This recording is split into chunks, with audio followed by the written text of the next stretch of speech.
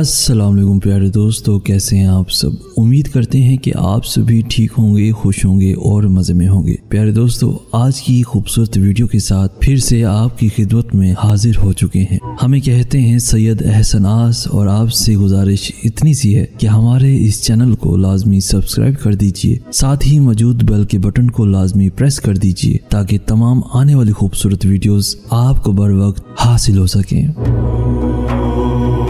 سورج، چاند، ستارے اور اس دنیا کا ذرہ ذرہ اس بات کی دلیل ہے کہ کوئی چیز بے مقصد پیدا نہیں کی گئی۔ قدرت کے اس کارخانے میں اگر غور کریں تو کوئی چیز ایسی نہیں جو اس کارخانے کو بگاڑنے کا اختیار رکھتی ہے۔ اگر کوئی اس کارخانے میں بناؤ بگاڑ کا سبب بن رہا ہے تو وہ یہی انسان ہے۔ ہر جاندار و بے جان اپنے اپنے دائرے میں قید ہے۔ شیر شکار کرتا ہے تو صرف ایک جانور کا، اور اپنی بھوک مٹانے کے بعد بلا وجہ کسی پر حملہ نہیں کرتا۔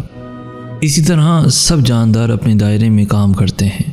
آج تک مشاہدے میں ایسی کوئی بات نہیں آئی کہ کسی جاندار مثلاً کوے نے پائپ سے پانی پینا شروع کر دیا ہو، مچھلیوں نے پانی سے نکل کر زمین پر رہنے کی کوشش کی ہو، وغیرہ وغیرہ۔ دوستو، لیکن یہ بات مشاہدے میں ہے کہ انسان نے اپنے غصے کو ٹھنڈا کرنے کے لیے کئی انسانوں کا شکار کر لیا ہے۔ انسان نے ہوا میں اڑنا اور پانی کے اندر جانا شروع کر دیا۔ اس کے پیدا کردہ دھوئیں سے ماحول میں تبدیلی واقع ہونے لگی۔ انسان کے پاس یہ اختیار کس قدر ہے کہ جو چاہے کرتا پھرے۔ کیا دنیا بنانے والے کو اس کی کوئی پرواہ نہیں کہ وہ اپنی دنیا کی حفاظت کرے؟ بظاہر تو ایسا دکھائی دیتا ہے کہ اسے کوئی پرواہ نہیں ہے، جو چاہے کوئی کرتا پھرے، لیکن اگر سوچیں تو پھر یہ آزادی کچھ محدود سی دکھائی دینے لگتی ہے۔ دنیا کی تاریخ اس بات کی گواہ ہے کہ جب کوئی قوم یا انسان دنیا کے وجود کے لیے خطرہ بنا تو اللہ کا قانون حرکت میں آیا، اور کئی فرعون، نمرود، چنگیز خان اور ہٹلر کھوپڑی کے انبار لگانے کے بعد تاریخ سے اس طرح غائب ہو گئے کہ جیسے کبھی تھے ہی نہیں۔ اب اگر یہ کہا جائے کہ رب العالمین انسانوں سے بے حد محبت کرتا ہے تو غلط نہیں ہوگا۔ اگر ایسا نہ ہوتا تو دنیا کا وجود کب کا ختم کر دیتا۔ جس طرح ماں اپنے بچے سے محبت کرتی ہے اور پھر اسے غلط بات پر سرزنش بھی کرتی ہے، اسی طرح پیدا کرنے والا رب ذوالجلال 70 ماؤں سے زیادہ بڑھ کر محبت کرتا ہے، بے لوث اور بے غرض محبت۔ وہ بھی کبھی کبھی سرزنش کرتا ہے کہ ہم صراط مستقیم پر رہیں، لیکن بگڑے ہوئے بچے کی طرح ہم دنیا کے کھلونوں میں اس قدر گم ہو جاتے ہیں کہ اس خالق سے اس قدر غافل ہو جاتے ہیں کہ جیسے خود ہی پل کر اتنے بڑے ہو گئے۔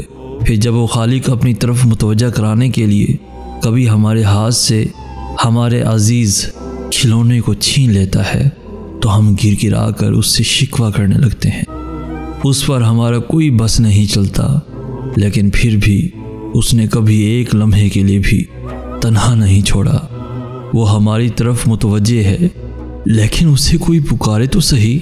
کبھی وقت ملے تو تنہائی میں صرف ایک بار اسے سچے دل سے پکار کر تو دیکھو، پھر بتائیے گا کہ اللہ ہے کہ نہیں، پھر وہ بتائے گا کہ زندگی کیا ہے۔